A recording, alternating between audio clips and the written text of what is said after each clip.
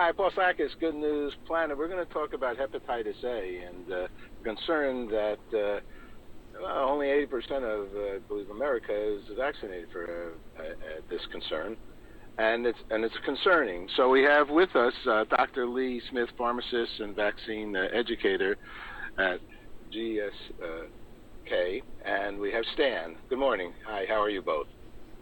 Good morning. Doing well, thank you. Good morning. Doing great. I'm crazy about pharmacists. I ask them 100 questions. Well, I'll be ready. Good. They have consultation areas in even the chain stores. I think because Right. many people do. So so my question is, what is hepatitis A, and how do people get it? Yeah, thank you for that. So hepatitis A is a very contagious viral infection that impacts the liver. It can lead to sickness, hospitalization, and in rare cases, even death. And when I talk about hospitalization, more than half, so about 60% of people who contract hepatitis A will require hospitalization. It's usually a short-term illness, but sometimes it can lead to more serious complications like we'll hear about in Stan's case.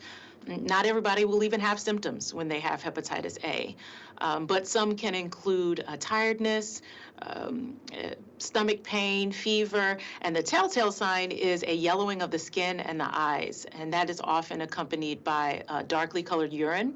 So if you ever have any of those symptoms, you do want to seek out medical attention so that you can be evaluated. Okay. Well, thank you. Go on. I just have something else you wanted to add, Doctor. Well, I did. I did want to add that since 2016, cases have been increasing, and there have been over 42,000 cases reported nationwide. And in fact, right now, there are 24 states that are actively experiencing an outbreak. And so that just really increases the risk of transmission to the general public. So I'm very glad that you're talking about this topic with your audience here on the eve of Liver Awareness Month in October. All righty. Well, and let's speak with our hero now. And Stan, you're a hero. You're out there in the world with a concern that you acquired, I guess, here, and are dealing with, and open enough and care enough about others to speak about it. So tell us a little bit about how you got involved with this. Thanks, Paul. First, I want to thank GSK for sponsoring me and helping me share my story. The way I got involved with those contracting hepatitis A, it just came all of a sudden. I was 65 years old. I was in the best shape of my life. I had just completed a half marathon, and everything was going great. I was really enjoying retirement.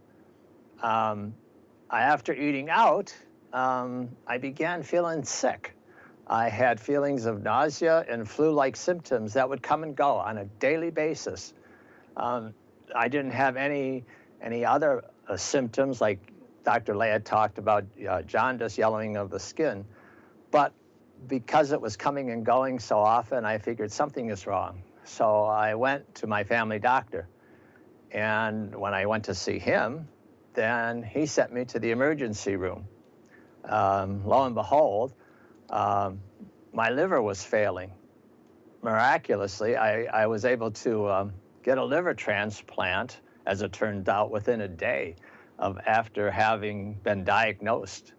That saved my life, or I wouldn't be here talking to you today at all. Life after that has been very hard. I'm 4 years into it, and we still have some issues to resolve. But I keep a positive attitude and have made my way back to a healthy and active lifestyle. And I'm here telling the story because I don't want other people to have to go through what I went through. If there was a vaccination that I know was available, I certainly would have got it, but I didn't. And so because of that lack of knowledge, I have to pay the price. So here we are today, 4 years later, and we're still taking a handful of pills just to stay alive. Oh my God. Did you had no liver, like a fatty liver or any other concern prior? No, there were no concerns. I was really healthy. I mean, we went through all kind of 5Ks, and we went through, I think, several half marathons. I mean, I was in a great shape. And then all of a sudden, this hits you. Boom. So, doctor, maybe you can tell. I mean, this is like long lasting. I mean, you have a bout, and you go to the hospital, and a liver transplant, I think, is a miracle. This is somebody else's liver. Is that what a liver transplant is? Yes, that is what a liver transplant is. And I do want to I want to point out that Stan's case is uncommon, right? For most people, it is a short-term illness. But like I said before, there are cases where it can lead to longer lasting and more serious complications. So we're really glad that Stan mounted a recovery from his infection. So what do you suggest? I mean, I know the hepatitis A shots, and I know actually vaccines and shots are more readily available nowadays. Yes. You see a list of different concerns and vaccines that you need to, I guess, pay attention to. Speak to your doctor. Is that what you're suggesting? Yeah, so I do want to, before we talk about the vaccine, I just want to talk a little bit about how it's spread, because that really will impact who we think is affected by hepatitis A, right? So it can be spread person to person or through contaminated food and drink, as in Stan's case. So anyone can really be at risk for hepatitis A, not only people in high-risk groups like people who use drugs, both injectable or non-injectable, people who are experiencing homelessness, or men who have sex with men.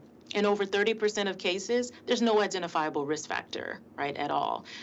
So it's for that reason that the CDC says that any adult who wishes to be vaccinated against hepatitis A can be, regardless of any existing risk factor or whether or not you're traveling to an area where hepatitis A is common. And like you said, the vaccine is readily available, but unfortunately, only 15% of U.S. adults have received at least one of the 2 doses that are required for long-term protection. So that means that 85% have not even received 1 dose yet.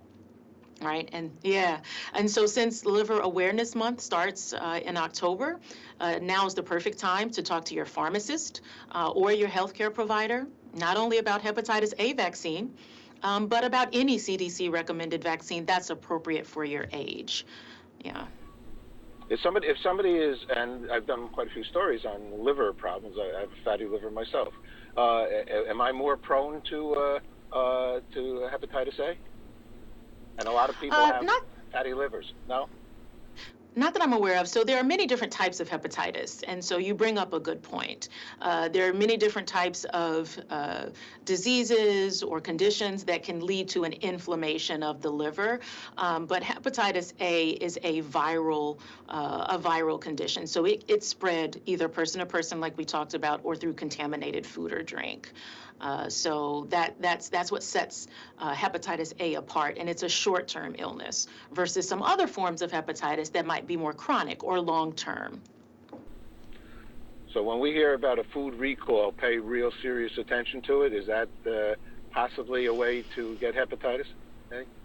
No, a food recall is separate from a hepatitis A outbreak, and I'll explain how that might be different. So hepatitis A is spread through food and drink, and it's really associated with the food handler, right? Not necessarily the food itself. Yeah, so if a food handler is working in a restaurant and they maybe unknowingly have hepatitis A and they don't practice proper hand hygiene, so washing their hands before handling food, that's how hepatitis A can be spread through food and drink.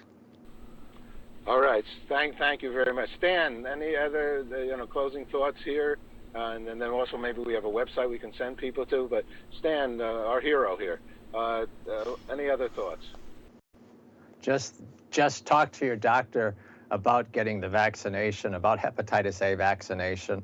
You don't want to have to go through what I'm going through. That's why I'm here today trying to tell my story. It's really easy to get the vaccination, so if at all possible and if it's right for you, and get it so that you can protect yourself and your loved ones. That would be the final story, yeah. Okay. All right. And Well, do we have any websites and places we can go to learn more?